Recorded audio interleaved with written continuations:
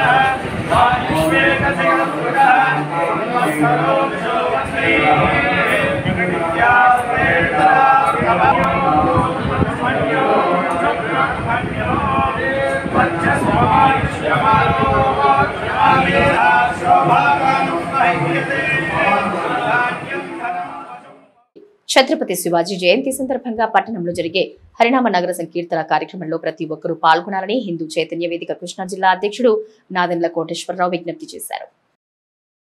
19వ తేదీ బుధవారం ఛత్రపతి శివాజీ జయంతి సందర్భంగా హరే కృష్ణ గోకుల క్షేత్రం కొలనకొండ వారి ఆధ్వర్యంలో లోక కళ్యాణార్థం హరినామ సంకీర్తన జరుగునని ఈ పాదయాత్ర పెరణ పట్టణంలో బస్టాండ్ సెంటర్ ఆంజనేయ స్వామి దేవాలయం దగ్గర నుంచి సాయంత్రం 6 గంటలకు బయలుదేరి ప్రధాన రహదారి మీదుగా శ్రీ గంగా పార్వతీ సమేత ఆగస్టు ఈశ్వర స్వామి దేవస్థానం వరకు కొనసాగుతుందని అనంతరం ఆ దేవాలయ సమీపంలో ఉన్న శ్రీ రుక్మిణి సత్యభామ సమేత శ్రీ వేణుగోపాల స్వామి దేవాలయంలో స్వామిజీ ప్రవచనం తదుపరి ప్రసాద వితరణ జరుగునని కోటేశ్వరరావు తెలిపారు. ఈ కార్యక్రమంలో హిందూ సంఘాలు, అన్ని దేవాలయాల కమిటీ సభ్యులు మరియు హిందూ బంధువులు అందరూ తప్పనిసరిగా పాల్గొనాలని కోటేశ్వరరావు పిలుపునిచ్చారు. జై భవానీ వీర శివాజీ. భారతదేశంలోని దేవాలయాలను సంపదను కొల్లగొట్టి హిందువుల ధన మాన ప్రాణాలు హరించిన ముష్కరుల నుండి కాపాడటానికి భవానీ మాతను ప్రత్యక్షం చేసుకుని ఆ తల్లి అనుగ్రహం ద్వారా విజయఖడ్గం అందుకుని ఓటమి ఎరుగుని పోరాటం చేసి హిందువులను కాపాడి హిందూ సామ్రాజ్యాన్ని స్థాపించిన కారణజన్ముడు ఛత్రపతి శివాజీ మహారాజ్. ఆ మహానుభావుడి జయంతి సందర్భంగా మన పడనలో నగర సంకీర్తన పాదయాత్ర నిర్వహించగలబెట్టాము. తేదీ 19/2/2025 బుధవారం సాయంత్రం 6 గంటలకు మన పెడన బస్టాండ్ ఎదురుగుండా ఉన్న ఆంజనేయ స్వామి దేవాలయం నుంచి బయలుదేరి వేణుగోపాల స్వామి గుడి వరకు ఈ యాత్ర కొనసాగుతుంది. మన వేణుగోపాల స్వామి గుడిలో ఇస్కాన్ టెంపుల్ వారిచే 1 గంట ప్రవచనం ఉంటుంది. తదుపరి ప్రసాద వితరణ జరుగుతుంది. కావున ఈ పాదయాత్రలో హిందూ బంధువులందరూ పాల్గొని ఈ కార్యక్రమాన్ని విజయవంతం చేయాల్సిందిగా కోరుచున్నాం. అజ్మీర్ బాబా సేవా సమాజం ఆధ్వర్యంలో రామకృష్ణ పరమహంస జయంతిని ఘనంగా నిర్వహించారు. అజ్మీర్ బాబా సేవా సమాజం ఆధ్వర్యంలో రామకృష్ణ పరమహంస జయంతిని ఘనంగా నిర్వహించారు. డాక్టర్ ఎన్ నాగేశ్వరరావు పర్యవేక్షణలో జరిగిన ఈ కార్యక్రమంలో వైజ్మెన్ క్లబ్ అధ్యక్షుడు సయ్యద్ పీర్ తదితరులు రామకృష్ణ పరమహంస చిత్రపటానికి పూలమాలలు వేసి నివాళులర్పించారు. భారత సనాతన ధర్మానికి, సంస్కృతికి ఆద్యుడు పరమహంస అని సందర్భంగా పేర్కొన్నారు. రామకృష్ణ పరమహంస బోధనలు అనుసరణీయమని, రామకృష్ణ మిషన్ పేరిట నిర్వహిస్తున్న సామాజిక సేవలు ప్రశంసనీయమని వారన్నారు. ఈ కార్యక్రమంలో నేతి పవన్ కుమార్, సోహెల్, హుస్సేన్, సుబ్బారావు, రవి, బాజీ, షరాలి, నాగేశ్వరరావు తదితరులు పాల్గొన్నారు. నమస్కారము. అందరికీ అంతర్జాతీయ మాతృభాషా దినోత్సవ శుభాకాంక్షలు. ప్రతి సంవత్సరము ఫిబ్రవరి నెలలో ప్రపంచవ్యాప్తంగా అంతర్జాతీయ మాతృభాషా దినోత్సవాన్ని నిర్వహించాలని యునెస్కో ప్రకటించినది. ఈ రోజు శ్రీ రామకృష్ణ పరమహంస జయంతి. శ్రీ రామకృష్ణ పరమహంస ఆధ్యాత్మిక గురువులు. విభిన్న మతాలు భగవంతుని చేరడానికి విభిన్న మార్గాలు అని అనుభవపూర్వకంగా మొట్టమొదటిసారి ప్రపంచానికి చాటి చెప్పిన వ్యక్తి. భారతీయ సనాతన ధర్మానికి, సంస్కృతికి ఆచార్యుడు. దేవీమాతను సాక్షాత్కరించుకున్న యోగీశ్వరుడు శ్రీ రామకృష్ణ పరమహంస. స్వామి వివేకానంద గురువులు. సకల లోకాలను పాలించేవాడు, సమస్త జీవులను రక్షించేవాడు ఆ సర్వేశ్వరుడే ఒక్కడేనని బోధించారు. సత్యాన్ని మరువరాదని, జ్ఞానులు భగవంతుని మార్గాన్ని అనుసరించి తరిస్తారని అన్నారు. జ్ఞానులు సత్ప్రవర్తనతో, సన్మార్గంతో దేవుని మెప్పు పొందుతారని హితబోధ చేశారు. మన జీవితం సాఫీగా సాగడానికి దేవునిపై ఆధారపడాలని, ఆయన అనుగ్రహం కోసం వేడుకోవాలని అన్నారు. దైనందిన జీవితంలో అనుక్షణం మనల్ని మనం పరిశీలించుకొని చెడు తలుపులను నియంత్రించుకోవాలని అన్నారు. శ్రీ రామకృష్ణ మిషన్లు స్థాపించబడి శ్రీ రామకృష్ణ పరమహంస గారు 18 ఫిబ్రవరి 1836న కలకత్తాలో జన్మించారు. ఈయన కాళికాదేవి యొక్క భక్తుడు. వివేకానందుడికి భారత జాతి హిందూ మతం యొక్క ఔన్నత్యాన్ని చికాగో నగరంలో ఉపన్యాసం చేసేటట్టుగా ఆ వివేకానందుని తీర్చిదిద్దినటువంటి వ్యక్తి రామకృష్ణుడు. వివేకానందుడు కూడా సాధన అతిగా చేసి చక్కగా స్వామి నాకు అనుకునేవ్వండి, నేను వెళ్ళి తపస్సు చేసుకుంటానంటే, కాదు నాన్న నీ యొక్క ప్రయోజనం చాలా ఉంది, ఉండాల్సిందేనని చెప్పి వివేకానందుడిని అట్టిపెట్టి ఆయన ఈ మాదిరిగా ప్రచారం అది చేయడానికి. పెడన పట్టణంలోని 43 అనధికార లేఅవుట్లు గుర్తించామని, వాటి ముందు హెచ్చరిక బోర్డులు పెట్టడానికి చర్యలు తీసుకుంటున్నట్లు టౌన్ ప్లానింగ్ అధికారిని సుజనా కుమార్ తెలిపారు. పెడన పట్టణంలోని 43 అనధికార లేఅవుట్లు గుర్తించామని వాటి ముందు హెచ్చరికల బోర్డులు పెట్టడానికి చర్యలు తీసుకుంటున్నట్లు టౌన్ ప్లానింగ్ అధికారి సుజన కుమారి అన్నారు. గుడివాడ రోడ్డులోని పెట్రోల్ బంక్ పక్కనే ఉన్న లేఅవుట్లలో రాళ్లు తొలగించారు. ఈ సందర్భంగా ఆమె మాట్లాడుతూ అనధికార లేఅవుట్లో స్థలాలు కొనుగోలు చేస్తే తీవ్ర ఇబ్బందులు పడాల్సి వస్తుందని, అనుమతులు ఉన్న లేఅవుట్లో మాత్రమే స్థలాలు కొనుగోలు చేయాలని ఆమె సూచించారు. బిల్డింగ్ ఇన్స్పెక్టర్లు పి జితేంద్ర, బండి కిరణ్ ప్లానింగ్ కార్యదర్శిలో ఉన్నారు. 43 లేఅవుట్లు ఐడెంటిఫై చేసాము. అవి అఫీషియల్ అన్అఫీషియల్ లేఅవుట్లు, అనధికార లేఅవుట్లు ఐడెంటిఫై చేసాము. ఒకటి అప్రూవల్ ఇచ్చాము, అది మెడా పరిధిలో ఉన్నప్పుడు. ఇప్పుడు మళ్ళీ లేఅవుట్లన్నీ ఇంతకుముందు అర్బన్ డెవలప్మెంట్ అథారిటీ ఇచ్చేవాళ్ళు, ఇప్పుడు జీవోలు మారి మన పురపాలక సంఘం వారు ఇవ్వాలి. సో ఇందులో భాగంగా మనం అన్ని ఐడెంటిఫై చేసి ఏవైతే అనధికారం ఉన్నాయో అన్నిటికీ ఫ్లెక్సీలు పెట్టి ఈ అనాధికార బోర్డులను అందరికీ తెలియజేసి అప్రూవల్ తీసుకునేలా చర్యలు చేపడుతున్నాము. వాళ్ళకి కొన్ని అవేర్నెస్ క్రియేట్ చేసి పబ్లిక్ కూడా ఈ అనాథరైజ్డ్ తక్కువ రేట్ వస్తుందని కొనుక్కోకుండా ఆథరైజ్డ్ అన్నీ కొనుక్కుని చేసుకోవాలని నేను అనాథరైజ్డ్ కొనుక్కుంటే ఇబ్బంది పడతారు, ప్లాన్ రాదు, మరి మౌలిక సదుపాయాలు ఏమి ఉండదు, వాటర్ సప్లై కానీ రోడ్లు కానీ ఏమి ఉండవు. సో అందుకని పబ్లిక్ కూడా ప్రజలు కూడా ఉమ్మడి కృష్ణా గుంటూరు జిల్లాల గ్రాడ్యుయేట్ ఎన్నికల్లో ఎన్డీఏ కూటమి అభ్యర్థి ఆలపాటి రాజేంద్ర ప్రసాద్ అత్యధిక మెజార్టీతో గెలిపించాలని టీడీపీ నాయకులు విజ్ఞప్తి చేశారు. ఉమ్మడి కృష్ణా జిల్లాల గుంటూరు జిల్లాల గ్రాడ్యుయేట్ ఎన్నికల్లో ఎన్డీఏ కూటమి అభ్యర్థి ఆలపాటి రాజేంద్ర ప్రసాద్ అత్యధిక మెజార్టీతో గెలిపించాలని టీడీపీ నాయకులు విజ్ఞప్తి చేశారు.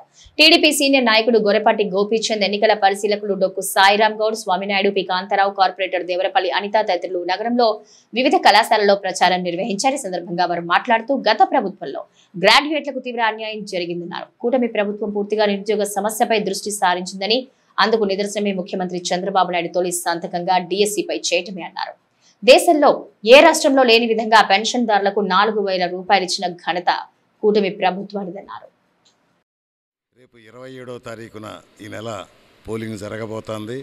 దానిలో భాగంగా తెలుగుదేశం పార్టీ నాయకులు సాంబిరెడ్డి గారు, సాయిరామ్ గౌడ్ గారు, మా కార్పొరేటర్ అనిత గారు, పట్టణ ప్రధాన కార్యదర్శి పిప్పళ వెంకట కాంతారావు గారు, ఫణికుమార్ గారు, వీళ్ళంతా కూడా ప్రచారానికి నోబుల్ కాలేజీలో ఈ పూట పర్యటిస్తున్నాం. అపూర్వ స్వాగతం చెప్పి విద్యాధికులందరూ గ్రాడ్యుయేట్స్ ఎవరైతే ఉన్నారో రాష్ట్ర అభివృద్ధి కోసం, రాష్ట్రం కావాలి, వీఆర్ సిటిజన్స్ ఆఫ్ ఆంధ్రప్రదేశ్ అనేది ప్రధానంగా పెట్టుకుని ఖచ్చితంగా కూటమి అభ్యర్థి ఏదైతే చంద్రబాబు, పవన్ కళ్యాణ్ కూటమి అభ్యర్థి ఉన్నారో రాజేంద్ర ప్రసాద్ గారికి తప్పకుండా ఓటేస్తామని హామీ ఇచ్చి ఉత్సాహంగా వచ్చినందుకు మాకు మంచి హుషారుగా ఉంది. ఎందుకంటే గతంలోనే చెప్పారు వాళ్ళు, సంవత్సరం నాడు జరిగినటువంటి ఉత్తరాంధ్ర రాయలసీమ ఎన్నికల్లో అప్పటి ప్రతిపక్షమైన తెలుగుదేశానికి వస్తే విలేకరులు అడిగిన ప్రశ్నకు సమాధానంగా వేరే పార్టీ నాయకులు చెప్పింది, అబ్బెబ్బెబ్బే ఈ గ్రాడ్యుయేట్స్ ఎన్నికలు చదువుకున్న వాళ్ళయి, మా ఓటర్స్ వేరే ఉండారన్నారు. అర్థమైంది కదమ్మా, చదువుకున్న వాళ్ళు మాకు ఎయ్యరు అని వాళ్ళు చెప్పింది, మా ఓటర్స్ వేరే ఉండారు. ఎమ్మెల్సీ అభ్యర్థికి ఓటు వేయమని ఆలపాటి రాజేంద్ర ప్రసాద్ గారికి ప్రథమ ప్రాధాన్యత ఓటు, అలాగే ఆ బ్యాలెట్లో 1వ నెంబర్లో ఉన్న ఆలపాటి రాజేంద్ర ప్రసాద్ గారికి 1వ అంకె వేసి గెలిపించవలసిందిగా మేము అందరం కూడా ఈ విద్యాధికుల్ని, ఈ గ్రాడ్యుయేట్లు అందరినీ కూడా, లెక్చరర్లు, ఇక్కడ పిహెచ్డి చేసిన వాళ్ళు అందరూ మేధావులు అందరూ ఉన్నారు. మాకు ముఖ్యంగా మా ప్రిన్సిపాల్ గారు, అలాగే ఈ టీచర్సు, లెక్చరర్సు అందరూ కూడా మంచి కోఆపరేటివ్గా మాట్లాడుతున్నారు. ఈ ప్రభుత్వం మంచి ప్రభుత్వం, తెలుగుదేశం ప్రభుత్వం, చంద్రబాబు నాయుడు గారు. మరి గత వైసీపీ ప్రభుత్వంలో మరి ఉద్యోగుల్ని, అలాగే టీచర్లని, కళాశాల లెక్చరర్లని కూడా ఎంత హీనంగా చూశారో అందరూ గమనించారు. అంతకుముందు 43.5% టీడీపీలో ఫిట్మెంట్ ఇస్తే పీఆర్సీ, వీడు జగన్మోహన్ రెడ్డి 23% రివర్స్ పీఆర్సీ ఇచ్చి వాళ్ళందరినీ కూడా ఆర్థికంగా కుదేలు చేసిన విషయం అందరికీ తెలుసు. వీళ్ళందరికీ కూడా ఆత్మక్షోభతోటే. మరి అదేవిధంగా లొక్కా సాయిరామ్ గారి సమక్షంలో, పర్యవేక్షణలో ఈరోజు నోబుల్ కాలేజీకి రావడం జరిగింది. ఇక్కడ స్టాఫ్ మెంబర్స్ కానీ, టీచర్స్ కానీ, ప్రిన్సిపల్ గారు అందరూ కూడా మమ్మల్ని చక్కగా రిసీవ్ చేసుకొని మేమందరం కూడా ఆలపాటి రాజేంద్ర ప్రసాద్ గారికి 1వ నెంబర్ ఎదురుగా 1వ ఓటు వేస్తామని చెప్పి చెప్పడం జరిగింది. చాలా సంతోషంగా ఉంది. ఎందుకంటే ఆలపాటి రాజేంద్ర ప్రసాద్ గారు విద్యాధికుడు, టెక్నికల్ ఎడ్యుకేషన్ మినిస్టర్గా సాంకేతిక విద్యాశాఖ మంత్రిగా పనిచేసిన అనుభవం ఉంది. అదేవిధంగా ఎన్ఆర్ఐ కాలేజీలు అన్నీ ఉన్నాయి.